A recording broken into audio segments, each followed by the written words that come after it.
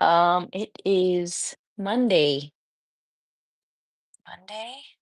January 13th. Lucky number 13. I sitting here in my living room.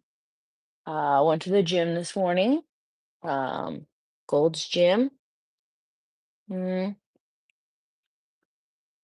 had my gold drink. This is like one of my favorite drinks. If you haven't tried it, you should try it. And no, I'm not sponsored by Vitamin Water. Probably should though, so I could drink more of these. This is energy, tropical citrus. It's delightful. There's caffeine in it, but nothing too crazy to mess with my body chemicals. I try not to drink too much coffee, so this is nice. It's like having orange juice, but with vitamin C and electrolytes. Anyway, I have presents to unwrap. And yes, I know Christmas was a while ago, but I was just feeling thankful that even with the situation here in California, because that's where I'm at, uh, the fires and everything, I am thankful that I still have my house, even though I'm pretty far from the fires. Um, I have my things, all my old things that came from friends or family that helped furnish my house over the years. I did buy this couch on Facebook Marketplace. It was in a salon before, and it's really cool because it has like this low top, and you could sit on it. So I don't have to get mad at my kids for sitting on the edge of the couch. But anyways, I have presents to unwrap, and these are some of my paintings that I hang in my house. I actually don't even have all my paintings up right now, because we recently moved. Well, it's like a year, but I don't know. I didn't want to put my dog's barking. I didn't want to put paintings in the hallway because also in California, they say that the hallway is one of the safest places to be in case of an earthquake. So you don't really want paintings falling on you, even though mine are all canvas. Um, Mostly shouldn't hurt if they fall, but that's why I don't have any in the hallway. So these are just the few that I have select hanging around my house. But this first one here, um, I didn't paint, and I actually bought this one. And I bought this one in LA at Alvera Street. I'm not sure if it's actually a painting. I think it's a print of a painting, but I liked it, so I bought it, which I don't do very often because, again, I'm a painter, so I hang up my own work and I hold on to it forever. So I wrapped up my paintings for Christmas to decorate my house, and I thought it'd be fun to unwrap unwrap them for afterward. See if I remember what was in each of them. But this one was really cool because, as I've shared before, I wrote a book. It's called Ren the Arrival. It's available through my website, theinkcrusader.com. Uh, it's listed on Amazon in Spanish and in English. I had a high school up in Apple Valley, translated into Spanish by a wonderful teacher and her friend that oversaw the whole project. So this is a really cool, revolutionary painting, or artwork, whatever. Um, Mexico, man, Mexico. I am a, I think, fourth generation Mexican American. That's my bird. His name is Hercules. Um, and I think my great grandma's dad fought with Pancho Villa, which is pretty crazy, pretty interesting. But there's the painting, which is cool because in my book, there's Renee, and she has the dark hair. And this, I found this painting after I had written my book. So Renee, she's the hero of the book, and she has long black hair, basically, or brown. But it lights up red in the sun, which my hair kind of does that. And then there's Anna, and she's actually Puerto Rican and Italian. Um, more from northern Italy, where it's common to have blonde-haired Italians. So she has the light brown hair. So that was crazy that I was like, oh wow, it's like Renee and Anna in here. But I don't have any gunfights in my book. Uh it's a actual hand-to-hand combat, you could say. And then there's this guy here in the middle, which I mean you could say that's Charlie. It's the main guy in my book. Um but again, he is a boxer. Charlie is a boxer in my book. And he does not have any guns. But I thought this is a cool painting. So I bought it and it hangs here in my house. We can move on to the next one. Let's see what else. Let's see what else I painted. Try to remember. No, I remember. This one I painted with a community group in Claremont, the watercolor. I actually from this one. It was on like watercolor paper, and which I haven't actually done too much with watercolor before. Usually I just do acrylic and painting inside of houses or windows, business windows. So this is called Overflow, and that is a heart. And water is obviously coming out of it, and it sprouted up some lavender. And this was inspired again by that community group. It was for a church, a little church here, and the quote that inspired this was is whatever's in the heart will overflow out of the heart. It's it's biblical, but I mean, so whatever your heart is full of is going to come out. So if you have a lot of love, love's going to come out. Got a lot of anger, anger's going to come out.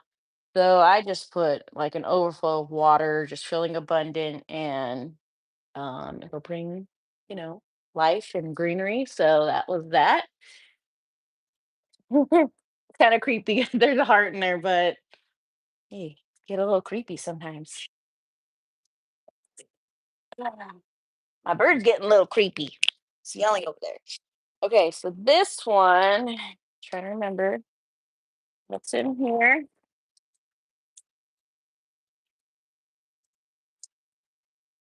Oh, this one's my baby. My daughter painted this. Um, let's see. And I love this because it's not too often you see a pink tree. Um, and I just loved its big, thick trunk and roots. And I just love the simplicity of the colors that she used. It's super cute. It just made me feel like it was like a fantasy, like it belonged in a video game, like Zelda. I love Zelda. And it's the big trees in Zelda that you'll find like something cool in the top of it. So I really like that one that she painted that. So that hangs up here in the house. Mm. Let's see. Another this one. Oh, hey, this one a long time ago. Oh, it's upside down. Wrapping paper wasn't upside. It is. Oh my gosh, I don't know. I think I painted this in. I don't know if I signed. Put a date. No, I signed it. Got my little signature, little C and the T there. Christina. In case you didn't know or I didn't say before, my name is Christina Garcia. Um, so this is the tree of life and death. And I actually, it was after I painted this that I did see a tree that looked like the leaves or flowers, mostly leaves, had fallen off one side and stayed on the other, like right around the corner from my house. And I thought that was crazy. So this is one of my husband's favorite paintings, though. I love willow trees and trees that look like they're like crying. Um, yeah, sometimes I'm a sad girl, you know? So when we paint sad things, but yeah, I only used a few colors in here, black and blue, and yeah, a little dot with the white um for flowers. So that's the tree of life and death. Hangs here in the house. Mm. We got a couple left. So this one, this one is actually my favorite because I painted this with one of my friends who's also an artist, Margot Bloom. You can look her up. Does a lot of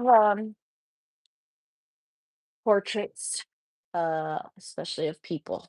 So this came from a picture of a turtle that she has. I think its name is Hazelnut, and we painted this together. She actually showed me how to do color layering because she's taught art as well.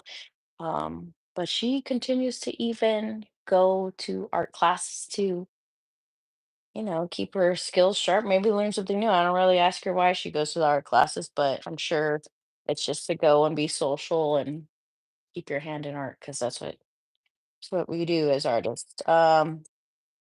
So I called this painting Grounded. It does have a skeleton look in there if you pay attention to the dark circles here and then the little stones below the turtle. It's supposed to look like the skeleton head. And that's one of the reasons why I love it because it has like another picture within a picture, and I love that. So this is Grounded. And I love it. It's so pretty. And mostly I love it because I was able to paint this with my friend. So that's always exciting. That else. I'm not gonna slide on the floor. Oh, this one. All right, I painted this in. Oh, I can't remember. I didn't write it down. I didn't write it down on the back. But this one, I don't remember what I called it.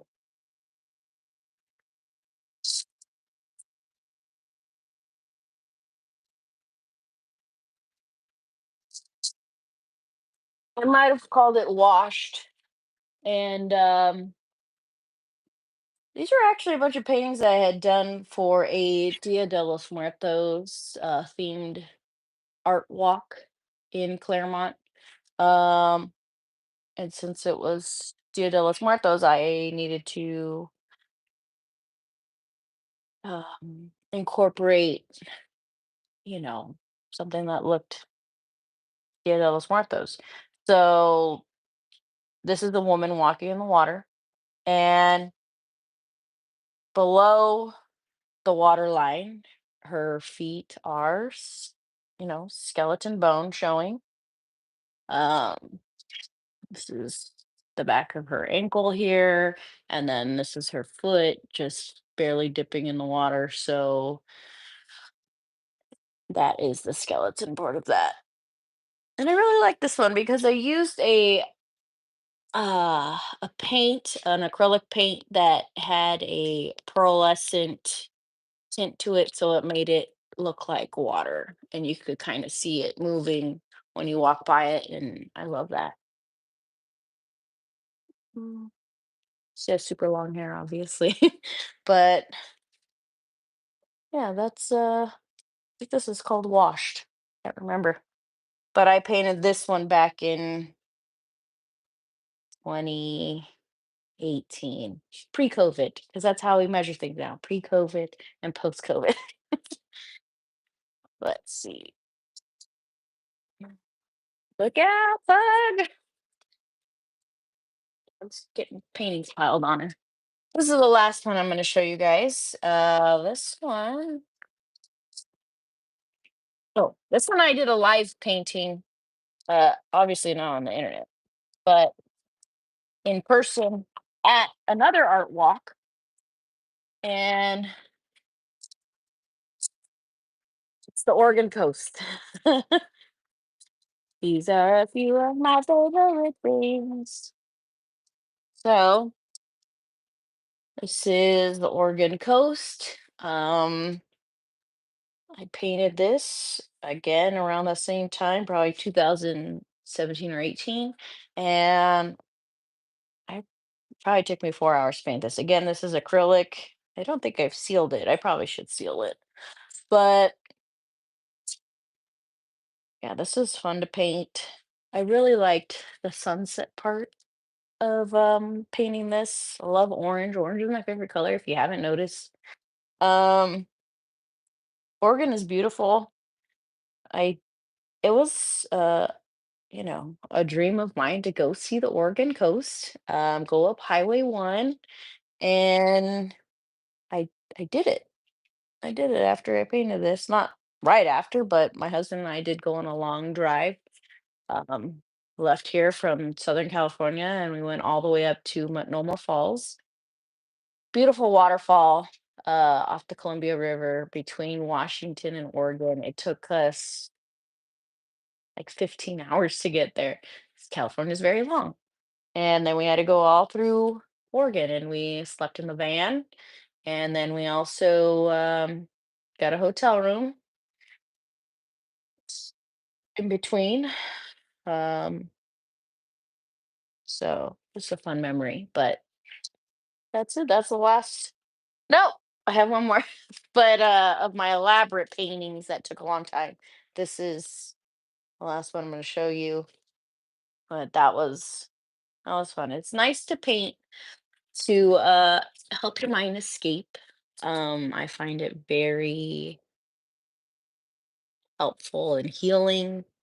When I'm upset, painting is a great outlet for me, rather than just, wallowing in sadness, which isn't bad for a time, but eventually we do need to knock it off and do something and turn the next page of life. And that's when you do a fun, uh, healthy, exciting thing that you could do sitting down, standing up, whatever, and that's the paint. And especially if you could paint somewhere that you'd want to go to, you would like to see, can think of it as a vision board for your goals, especially here coming into 2025. So, Oregon Coast. Let's now this last simple painting that I did, and it's fun. I mean, you could do it today if you wanted. If you have the supplies, just something really simple. Um,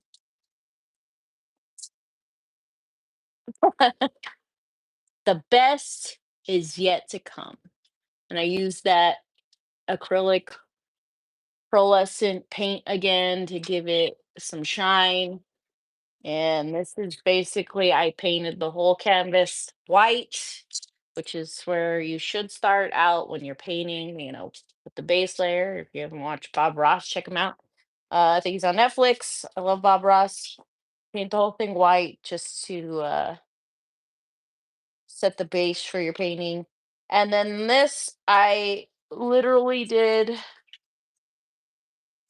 with one paintbrush. I think you could even do this with your finger. Honestly, look at those, a bunch of little swipes. And this was hanging in my daughter's room for a little while, but now it's out here. And I think this is just a good affirming quote to have hanging. And it's from my one of my favorite songs. Um, Frank Sinatra. I love Frank Sinatra. I actually love a lot of older or dead singers and artists. I mean, I'm 40.